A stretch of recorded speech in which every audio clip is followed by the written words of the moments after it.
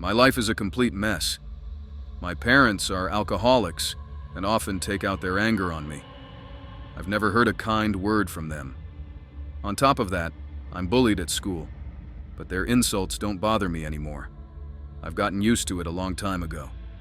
However, what I still can't get used to at home are the beatings. The worst part is when someone ruins my things. My parents say that it's my problem and that I should deal with it myself.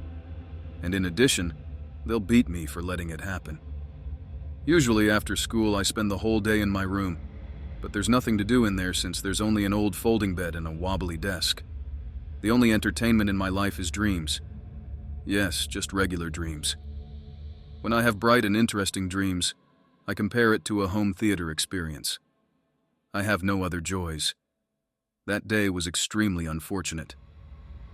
During lunch, my classmates poured soup on me and laughed for a long time. Their smiles made me angry. The soup was scalding hot and I couldn't endure the pain from the burn and started crying. It seems it was the first time they felt sorry for me, so they went with me to the restroom and began cleaning up what they had done. Someone scooped water from the toilet and poured it on me to humiliate me even more. They finished, but there were still stains on my clothes. I realized they didn't do it for me, but so that the teacher wouldn't scold them. They knew I'd get it at home. They probably even bet on how many bruises I'd have tomorrow. When I got home, my dad met me. "You ruined your dress again?" "My classmates did it," I answered dryly. There was no point in trying to get sympathy from my dad. It would only make him angrier and worsen the punishment. "You understand that you deserve punishment?" "Yes, Dad." He slapped me across the face with all his strength. "Ungrateful. Your parents work hard and you ruin things." As he swung at me, I felt a small sense of relief. I knew that after this, I'd pass out and see some dream. It's my favorite punishment. It's quick and not the most painful. Feeling a sharp pain, darkness enveloped me and I drifted into a dream. A strange creature stood before me.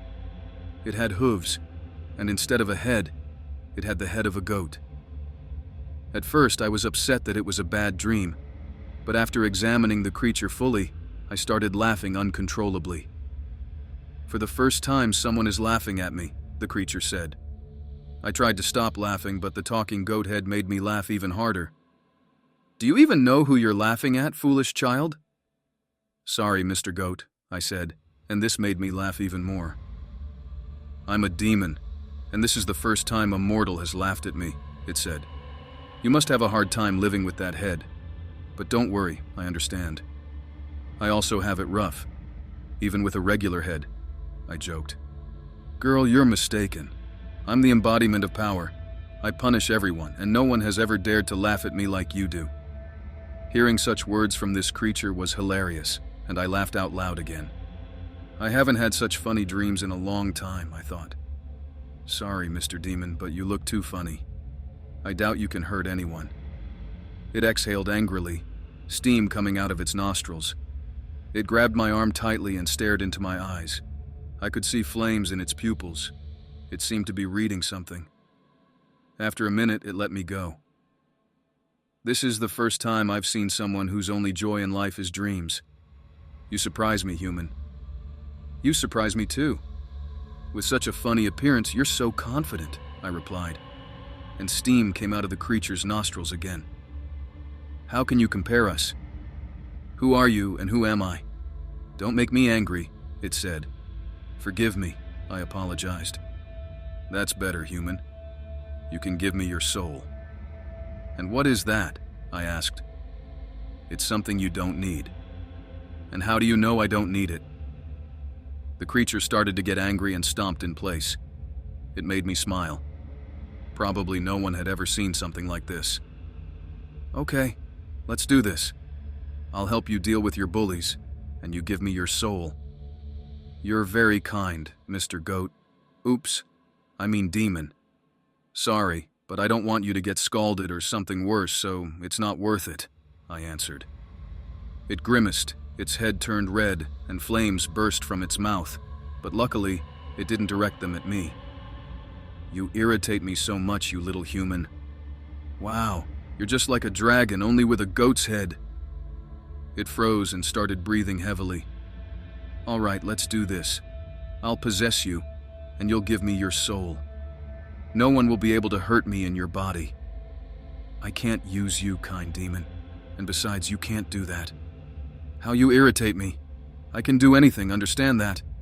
I also often think I can do a lot, but in the end, nothing works out. Don't compare us. You're just a human, and I'm a demon. Sorry, I didn't mean to offend you. You've really riled me up. No one has ever dared to speak to me like this. I'm even interested. I'm willing to help you selflessly, considering it a Christmas gift. Let me possess you, and believe me, it won't be boring. You'll have fun with me." "But I don't want anyone to hurt you," I said. "Don't worry. I won't stand for it. If anything, I'll leave your body immediately. Agreed?" I really wanted to wipe that smirk off your face. "Well, all right, Mr. Goat. Oops, I mean demon, sorry. I keep mixing it up. Do whatever you want. Let's see what you're capable of." When I opened my eyes, I no longer felt my body. The demon in my body stood up and looked around. The first thing it asked was, "What is this dump?" "This is my room," I answered. The door opened, and my drunk mom walked in. "Sweetheart, forgive your dad. He didn't know his own strength. You know he's strict with us. And I'm not even mad. This isn't the worst punishment Dad can come up with." The goat smiled at my mom. "Everything's fine, Mom." At least in my body, the goat became kinder. Then it headed for the door. "Goat, you better not leave my room, or Dad will punish you again." "I can handle it without a leash," it said, opening the door and stepping into the hallway, heading for the kitchen. "Who allowed you to leave your room, you little brat?" my dad said. "Dad, don't be mad. I got a surprise for you tomorrow." "What are you up to?" "All right, I'll give you a chance. But if I don't like the surprise, you'll have only yourself to blame." "Fair enough, Dad." The smell of alcohol from my dad was terrible. "Goat, what are you planning to give to Dad?" "None of your business," it replied. "Goat, I have to warn you, Dad never liked any of my gifts." "I'm not surprised," it said dryly. In the hallway, the goat almost tripped. Looking down, it saw an empty vodka bottle. "This will come in handy," said the goat, and took it with him back to the room. The next morning, my mom woke me up. "Sweetheart, I'm leaving for work. I'll be back in a month. Don't anger your dad." "Okay, Mom." Getting dressed, the goat in my body headed to school. Entering the classroom, many looked at me with a smile, probably amused by the bruise from my dad's slap.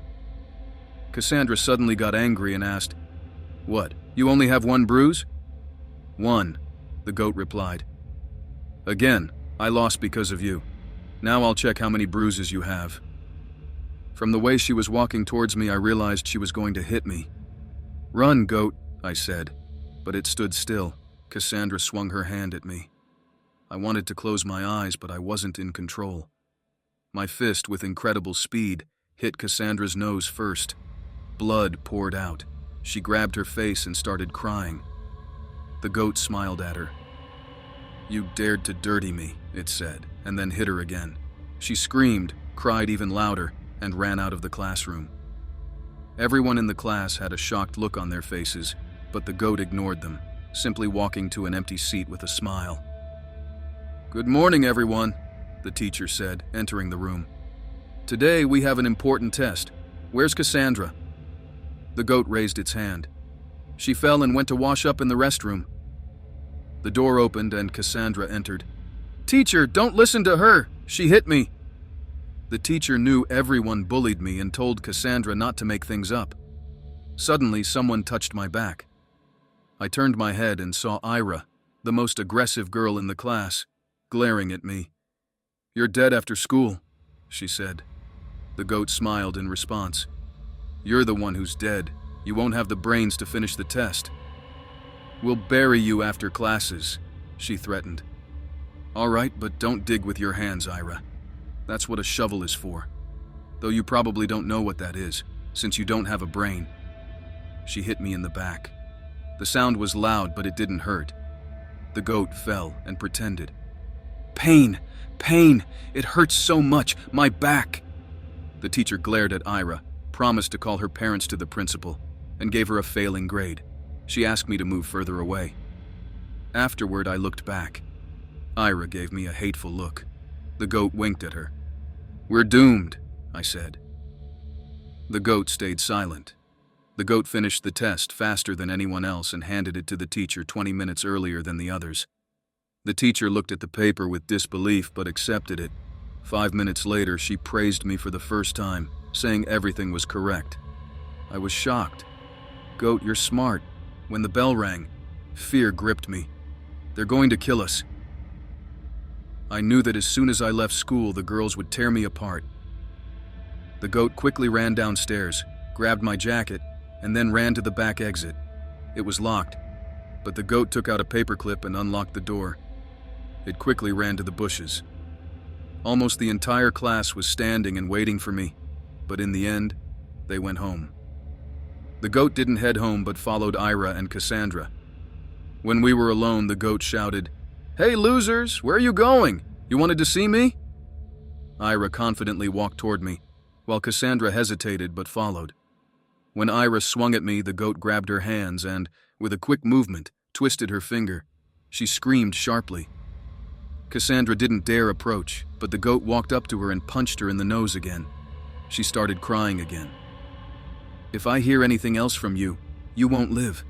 If even one hair falls from my head because of you, I'll destroy you all. Is that clear? The goat threatened. Ira showed her broken finger through tears. You think you'll survive after this? She asked. The goat grabbed her other hand and broke another finger. She screamed again. I won't repeat myself. Do you understand? Or should I gouge your eyes out? Through tears, they obediently said, yes. On the way home, the goat stopped at a store and skillfully stole some men's cologne. As I walked, I thought about how I sometimes got it worse than these girls today. Entering the apartment, I was met by an angry father. Goat, get the gift ready. There was no answer. Where's my gift? It'll be ready tonight, Dad, the goat replied. He immediately took off his belt. You haven't earned forgiveness for the dress yet. I'll teach you to appreciate our hard work. He hit us several times. I also felt the pain. Then he ordered me to go to my room. Yes, sir, said the goat. I'll have the gift ready tonight. I have to keep my word, or I'll have to punish you again. Dad, I might forget anything, but not your gift. That evening, the goat took out that same empty alcohol bottle, poured the cologne into it, and added something else. Then it went to the kitchen. Dad was already sitting, very drunk. Dad, here's your gift, your favorite drink. Oh, finally a decent gift. You always give me some useless junk, he said, and the goat headed back to the room. An hour later, it called an ambulance. Dad was taken to the hospital with intoxication. We were left alone at home. Goat, will Dad be okay? He won't go anywhere. He'll live. A month later, Dad came out of the coma and was brought home. Now he can't walk or eat on his own, and he can't raise his hand against me. Because of his illness, Mom had to stop drinking to take care of him. For others, this would be a tragedy, but for me, it was a great joy. Now there's peace and harmony at home. Everything is getting better. At school, people are afraid of me, and I have straight A's in all subjects. It was incredibly satisfying to see myself so strong. But one day the goat said, That's it. I'm not having fun anymore. I'm bored to death. I'm sick of all this. Goodbye. And don't ever say I can't do something, and don't compare us. Without me, you'd never have put things in order here. How long have I been working for free here? Maybe you'll give me your soul. Sorry, goat, I can't stain your noble deed. If I give you something, it won't be a beautiful and noble act anymore. The goat got angry again, then screamed, and then left me forever.